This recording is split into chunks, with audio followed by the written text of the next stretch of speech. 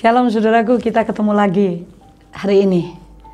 Dan saya berharap saudara tetap sehat, tetap bersuka cita. Nah saudara, sebelum kita share, kita berbincang-bincang tentang firman Allah, kita percakapkan firman Tuhan.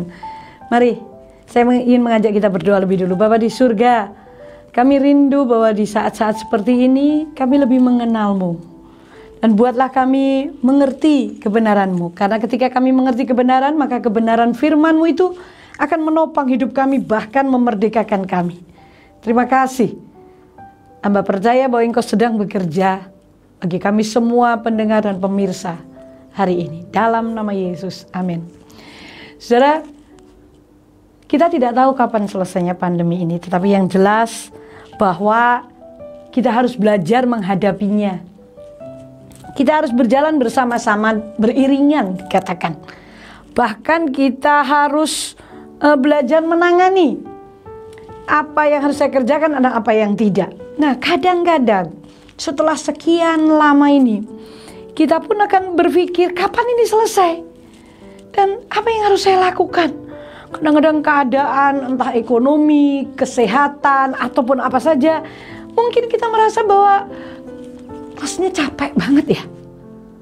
Dengan semua yang serba dibatasi, semua yang serba harus berubah, harus teratur, semua kebiasaan-kebiasaan itu harus berubah. Itu membuat hati kita risau. Tapi hari ini saya ingin menyampaikan pesan Tuhan di Amsal 4 ayat 23 dan yang berkata, jagalah hatimu. Di dalam terjemahan lama ya, melebihi semua hal yang patut kamu jaga. Karena dari situlah terpancar air kehidupan. Kehidupan itu ada di hati kita. Ya saudara, betapa susahnya menjaga hati. Makanya Alkitab berkata, Amsal berkata, jagalah hatimu dengan segala kewaspadaan. Karena dari situlah keluar air kehidupan. Terpancar air kehidupan. Hati itu adalah pusat hidup manusia. Imun kita bisa kuat ketika hati kita senang. Nah, yang jadi masalah sekarang dengan kondisi semacam ini, kita kesukaran menjaga hati. Memang jaga hati itu paling susah ternyata. Ketika ada salah paham sedikit, hati kita kena. Ketika kita dengar perkataan sedikit yang tidak enak, tidak sama dengan pikiran kita, tidak sama dengan apa yang kita inginkan, kita juga sudah tidak enak. Saudaraku, itulah sebabnya jauh-jauh hari Tuhan sudah berkata, jaganan hatimu melebihi semua yang patut dijaga, melebihi duitmu, melebihi rumahmu, melebihi apa saja yang kita punya. Karena dari situ terpancar kehidupan. Ketika hati seseorang itu bersih, penuh dengan sukacita, saya percaya hidupnya adalah hidup yang bisa dinikmati, hidup yang penuh dengan kemenangan. Nah, sekarang bagaimana caranya? Tuhan Yesus berbicara di dalam kitab Matius, saudaraku, jendela hati kita adalah mata. Tuhan berkata di dalam kitab Matius pasal 6, mata adalah pelita tubuh. Jika matamu baik, teranglah seluruh tubuhmu. Jika matamu jahat, gelaplah seluruh tubuhmu, kata Tuhan. Ini yang perlu kita mengerti, bahwa mata kita ini adalah terang tubuh kita. Makanya ketika saudara dan saya mendengar situasi seperti ini, keadaan yang mungkin tidak lagi seperti yang kita inginkan, kita bertanya kepada Tuhan, Tuhan sampai kapan? Ini waktunya kita mendekat kepada Dia, menjaga hati kita dengan apa? Yang tadi, jendela hati kita adalah, jendela pikiran kita, hidup kita adalah mata kita. Coba ayo semua yang kita lihat, lalukan dari hal-hal yang tidak benar, lalukan dari hal-hal yang negatif. Coba mulailah, mata kita dan pikiran kita akan nyambung. Ketika pikiran kita ini positif, ketika pikiran kita ini benar, maka mata kita akan melihat sesuatu yang benar. Kalau sesuatu yang tidak benar, ketika pikiran kita ini benar, maka kita akan abaikan apa yang tidak benar itu, nggak akan kita lihat, nggak akan kita responi. Saudaraku, itulah sebabnya Alkitab menuliskan, mari kita menjaga hati kita. Dari situ itu ada sumber kekuatan, dari situ ada kehidupan yang terpancar, yang bisa kita terekspresikan di dalam hidup kita. Ketika hati kita susah, ekspresi wajah kita kelihatan. Ketika hati kita senang, ekspresi wajah kita pun berbinar-binar, mata kita berbinar-binar.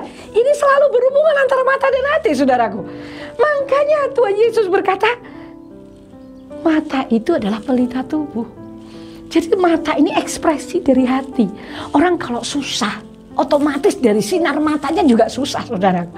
Mungkin wajahnya tidak, tetapi mata itu tidak bisa menipu. Itulah sebabnya, saudaraku, jaga hatimu. Bagaimana Bu Ella caranya menjaga hati? Filipi pasal 4 berkata, semua yang baik, semua yang benar, semua yang sedap didengar, semua yang suci, semua yang mulia, pikirkanlah semuanya itu. Ayo penuhi pikiran kita dengan hal-hal yang positif. Tapi Bu Ella, faktanya saya harus menghadapi pekerjaan yang seperti ini. Coba tarik dirimu sebentar dan mulai pikirkan apa maunya Tuhan dengan peristiwa ini. Ketika kita seperti itu, maka kita tidak memberi kesempatan kepada setan untuk menguasai hidup kita, untuk menguasai pikiran kita. Setan menguasai hidup kita gampang kok. Begitu pikiran dan hati kita kena, seluruhnya kena. Itulah sebabnya Tuhan berkata, jaga hatimu. Jangan semua sampah, jangan semua perkara yang dunia berikan dimasukkan hati. Saya mempunyai satu pengalaman begini resepnya. Jadi, kalau yang saya lihat, yang saya dengar itu tidak sama dengan firman Tuhan, saya akan saring-saring 10 kali lipat. Apakah itu saya masukkan hati saya? Kalau tidak, saya akan buang. Karena apa? Saya tetap percaya selama saya dekat dengan Tuhan, selama saya mengasihi Tuhan, saya menjalin hubungan saya, karena hati itu tempat Allah bertahta. Saya berikan hati saya untuk Dia setiap hari. Saya memikirkan perkara-perkara yang benar, perkara yang baik, perkara yang suci, perkara yang mulia. Maka saya percaya hidup kita tidak akan sama. Pekerjaan berat, kalau hati kita bersuka cita, ringan. Masalah yang besar, ketika hatimu kuat dan engkau menjaga sesuai dengan kebenaran firman Tuhan, semua yang suci, semua yang benar, saya tahu pasti terselesaikan. Tidak ada perkara yang tidak terselesaikan bagi orang yang percaya kata Tuhan. Tidak ada perkara yang mustahil. Itulah sebabnya, saudaraku, mari hari-hari ini jaga hatimu. Jaga lebih banyak berdoa, lebih banyak membaca firman, lebih banyak memikirkan tentang apa kata Tuhan daripada apa kata manusia. Tapi bola faktanya pendapatan saya berkurang 50%. Kalau berkurang diizinkan Tuhan, pasti Tuhan punya mau. Nggak mungkin tidak. Karena hidup kita itu dikendalikan oleh firman. Manusia hidup bukan dari roti saja, tapi manusia hidup dari semua firman yang keluar dari mulutnya Allah. Dia bisa melakukan dalam hitungan detik untuk menolong saudara dan saya. Tetapi saudara dan saya perlu tahu bahwa Tuhan kita adalah Tuhan yang ingin kita berkomunikasi dan menjalin satu hubungan. Sehingga kita tahu apa maunya Tuhan. Kenapa ini terjadi? Kok itu terjadi? Kenapa aku harus menghadapi ini? Karena Tuhan punya rancangan yang besar atas hidup saudara dan saya. Dia Bapak kita kok. Tidak ada seorang Bapa yang akan memberikan kalajengking ketika anaknya meminta ikan, atau memberikan batu ketika anaknya meminta roti. Itu Bapa yang jahat saja tahu memberi pemberian yang baik, apalagi Bapa di surga. Saya percaya ketika saudara menjaga hatimu, hatimu adalah tempat Tuhan bertahta. Hatimu adalah tempat imun kita ini bisa bertambah dengan baik. Saudaraku, hati yang gembira adalah obat yang manjur. Dan itu terjadi sekarang ini. Faktanya terjadi. Orang yang bersuka cita, daya tahan tubuhnya hebat. Itulah sebabnya jaga hatimu. Jangan lagi syarat dengan hal-hal duniawi. Buang semua, ayo sisihkan sekarang, mulai mencari Tuhan. Hati kita harus kita hadapkan kepada Tuhan. Kita taruh hatimu di mezbahnya Tuhan. Sekarang apa tuh yang bisa kita persembahkan kepada Tuhan? Kondisi seperti ini. Kadang kita gak bisa datang ke gereja karena fisik kita. Semua dibatasi. Tapi tahukah saudara, persembahan yang hidup adalah hati yang hancur ketika kita datang kepada Tuhan. Taruh hatimu di mezbah Tuhan. Saya percaya itu persembahan yang diperkenan Tuhan. Karena ketika hati kita serahkan kepada Tuhan, Tuhan bisa berbicara kepada kita. Kita mudah mendengar suaranya. Dan hati kita itu ketika di tangan Tuhan, maka Tuhan akan menjagai kita. Pasti saudaraku, bagaimana Bu Ella saya punya kelemahan begini-begini. Ingat saudaraku, taruh hatimu, jaga hatimu dan taruhlah hatimu di mezbah Tuhan. Saya yakin kelemahanmu merotol, rontok. Ketika saudara dan saya tetap menaruh hati kita, menjaga hati kita dan menaruhnya di mezbah Allah. Saya percaya di mezbahnya ada perubahan. Di mezbah Tuhan ada api yang membakar seluruh kelemahan kita. Seperti pada waktu Elia berdoa dan api itu turun dari langit. Saya diingatkan beberapa hari ini. Taruhlah hatimu di mezbahnya Tuhan. Ini Tuhan hidupku. Tuhan ini aku. Dan saya percaya ketika saudara setiap hari datang kepada Dia seperti itu, hidupmu tidak akan sama lagi. Ada kekuatan baru.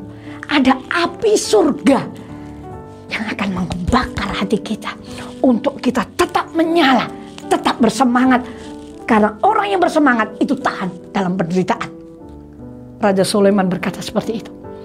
Jadi saudara, sekali lagi, jaga hatimu dan taruh di mezbah Tuhan. Maka hidupmu tidak akan sama lagi. Dan kau akan menangani semua masalah dengan cara pandang surgawi. Dengan kekuatan api surga. Tuhan Yesus memberkati. Mungkin hari ini engkau gelisah, engkau gak bisa jaga hati. Yuk saya ingin ngajak saudara berdoa. Mari kita datang kepada Tuhan dan berkata, Tuhan, hari ini aku ingin persembahkan hatiku mulai hari ini. Aku tidak pegang hatiku sendiri. Karena hati kita tuh rentan dengan sakit. Ketika kita mendengar sedikit saja suara tidak enak. Atau kata-kata tidak enak. Pendapat tidak enak dengan kita. Hati kita sakit. Buang semua itu. Percuma saudara. Selama saudara dan saya hidup dalam kebenaran dan engkau berjalan dalam kebenaran, jangan hiraukan kata orang, tapi hiraukan apa kata Tuhan. Saya yakin hidupmu dan hidupku akan berbeda. Saya ingin berdoa bagi saudara yang hatimu sakit. Mungkin kau selama ini dengar cercaan, engkau ditolak, engkau dicaci maki, engkau dihakimi. Dengar baik-baik, jaga hatimu dan taruh hatimu di mezbah Tuhan. Dan saya tahu hidupmu diubahkan. Saya akan berdoa supaya api Tuhan itu menguatkan saudara untuk hidup dalam kebenaran. Bapa di surga, kami bersyukur buat hari ini. Karena kami tahu ketika kami menjaga hati kami yang menjadi tempat Engkau bertahta, di situ akan muncul air kehidupan. Tuhan, ada banyak perkara yang sedang terjadi yang dihadapi oleh anak-anak-Mu. Yang hari-hari ini membuat hati kami itu kecut dan kadang-kadang tawar. Tapi pada hari ini kami mendengar ketika kami menjagai hati kami menjagai mata kami untuk kami melihat kebenaran. Kami tahu hidup kami dipulihkan karena Engkau Tuhan yang ada beserta dengan kami itu jauh lebih besar daripada roh yang ada di dalam dunia ini. Buatlah kami percaya, buatlah kami mengisi hati kami, pikiran kami dengan firman-Mu, dengan janji-janji-Mu. Dan kami percaya hidup kami tidak akan sama lagi. Hamba berdoa bagi para pemirsa yang hatinya kacau, yang mungkin hari-hari ini hidupnya gundah gulana, tidak bisa mengatasi. Mulai hari ini Roh Kudus tolong kami. Ketika kau dapati para pendengar, para pemirsa menyerahkan hati kepadamu, aku percaya kuasa-Mu pasti terjadi. Di dalam nama Yesus Kristus, kekuatan surga mengalir dalam hidup kami. Terima kasih ya Bapa di surga. Engkau adalah Tuhan yang besar, Engkau Tuhan yang mengasihi kami. Kami bersyukur buat kemurahan-Mu. Dalam nama Yesus. Amin.